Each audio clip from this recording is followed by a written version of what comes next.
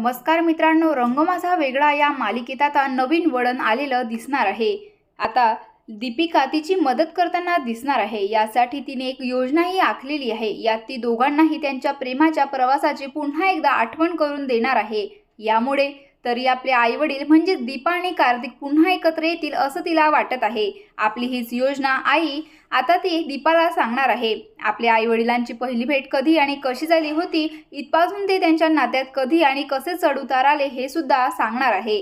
आता ती सगळ्या गोष्टी पुन्हा एकदा घडवून आणताना दिसणार आहे।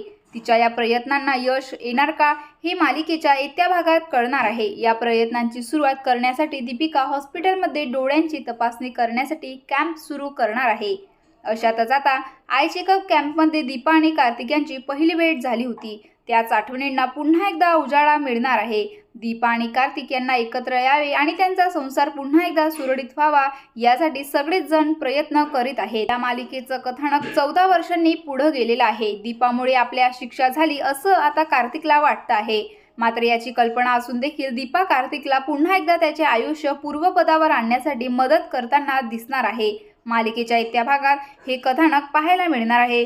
तुम्हाला नवीन ट्विस्ट आवडला का, मला कमेंट बॉक्समध्ये नक्की कळवा। या मालिकेच्या पुढील सर्व अपडेट्ससाठी आपल्या लाडक्या यूट्यूब चॅनलला सबस्क्राईब करायला विसरू नका। धन्यवाद।